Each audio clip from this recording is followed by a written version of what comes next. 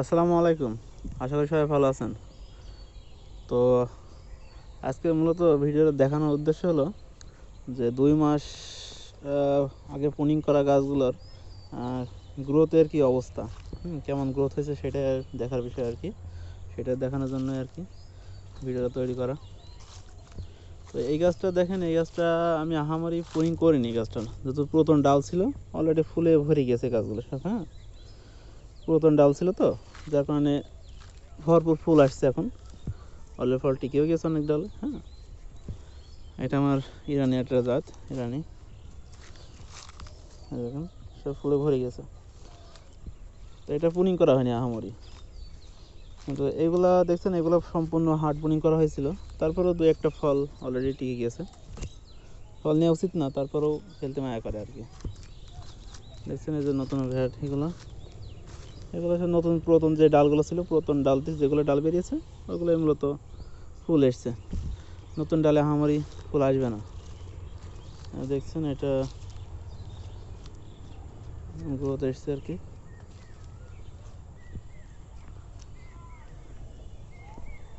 এগুলো সব পুরাতন ডালেতে ভরপুর ফুল আসছে। এখন ফুলের যেহেতু সময়, অন্তত ফুলের সিজন, সবগুলো এবং কম বেশি ফুল আসছে।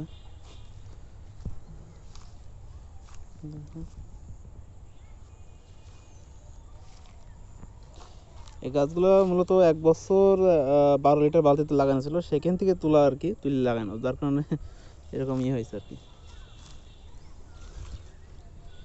এগুলো কম দেখছেন।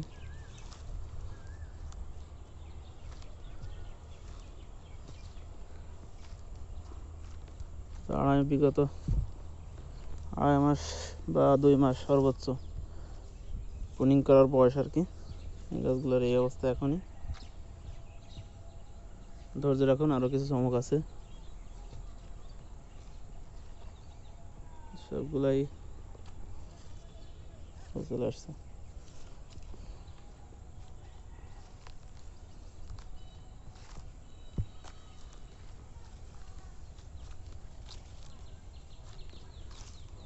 এটা কি পরিমাণ ফুল এসছে দেখেন।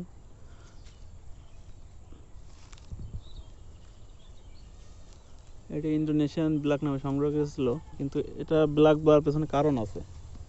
এটার ফল হয় ভিতরে একদম কালো টাইপের আর কি।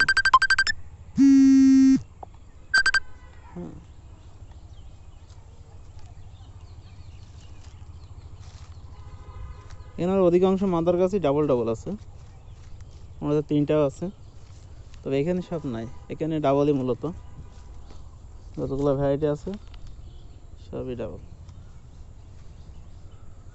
আচ্ছা, এই এই পার্টটা দেখছেন, এটা হলো 1 বছর বয়স গাছের। সবগুলোই 1 বছর করে বয়স এই গাছগুলোর। এতে মূলত কম বেশি ফুল চলে এসছে, আর ফল বেশিরভাগ আমার টেস্ট করা, সব ফুলগুলোই আমার টেস্ট করা। এগুলো সব 1 বছর বয়স গাছের, এখানে এসে যে কদিন লাগানো আর কি। আর এই যে আমার অরিজিনাল যে মাদার গাছগুলো দেখছেন, এগুলো কিন্তু অরিজিনাল মাদার গাছ। দূর থেকে দেখায় না তো বুঝতে পারবেন না। এই যে এটা হলো অরিজিনাল মাদার গাছ, এগুলো 3 বছর বয়স গাছের। দেখতেই পাচ্ছেন গাছের কী অবস্থা, গাছের কন্ডিশনগুলো দেখেন। এগুলো 3 বছর বয়স। জঙ্গল হয়ে গেছে এক একটা। মানে এর নিচে ছায়া বসে থাকা যায়। ক্যামেরা কেমন বুঝতে পারছে জানি না, কিন্তু বিশাল বিশাল সাইজ হয়ে গেছে একটা। দেখেন এগুলো সব আমার 3 বছরের মাদার গাছ, দেখলে বুঝতে পারছেন। এই সবার লাস্টে মর্নিং করা। আসেন দেখাই।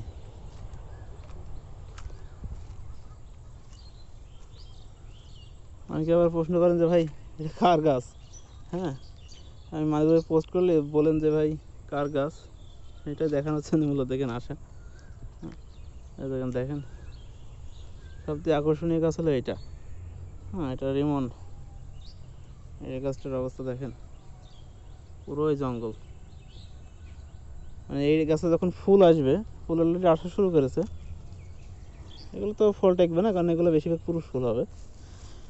এখন খাবার দিইনি, ফল সেট হওয়ার খাবার এখনো দিইনি এটার। এর মতো গ্রোথের জন্য খালি ডিএপি ব্যবহার করা আছে। এটা হচ্ছে দেখেন জঙ্গল, এই গাছগুলো দেখেন, এটা অস্ট্রেলিয়ান ভ্যারাইটি। ফুল আসছে কিন্তু এগুলো ফুল টেকবে না, এগুলো পুরুষ ফুল সব। এই হলো অবস্থা। এগুলো সব আমার নিজের মাদার গাছ। দেখছেন আর কয়েকদিন পর এখানে নিজে বসে বসে যাইতে হবে, তাছাড়া উপায় নাই, এত বড় সাইজ রয়েছে। আর যেখানে বালতির সাথে সেট আপ করা হয়েছে, এগুলো নতুন করে নিজের মাদার গাছ তৈরি করা হচ্ছে। যে তোমার হিউজ জায়গা পড়ে আছে, সব জায়গা পড়ে আছে, এখানে সব মাদার গাছ সেট করা। এখানে সব 500 বালতি সেট আপ হবে চারা, অলরেডি শুরু করে দিয়েছি কার্যক্রম। আস্তে আস্তে সব 500 চারা ই করা হবে আর কি। যে জাতগুলো ভালো করেছে মূলত সেই জাতগুলোই বেশি বেশি লাগাবো। জায়গা পরিষ্কার করা হয়েছে। তো এই হলো অবস্থা আমার।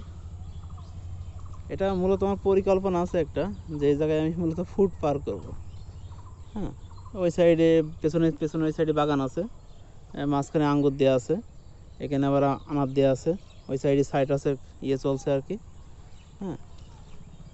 আপেল হবে, লঙ্ঘন হবে, সব কিছু মিলিয়ে আর কি আলাদা আলাদা প্লট হবে একটা ভাই।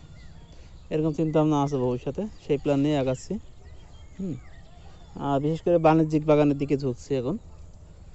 আর নার্সারি বিজনেস মনে হয় না বাংলাদেশে খুব একটা বেশি দিন টিকবে। তো সবাই ভালো থাকুন, ধন্যবাদ।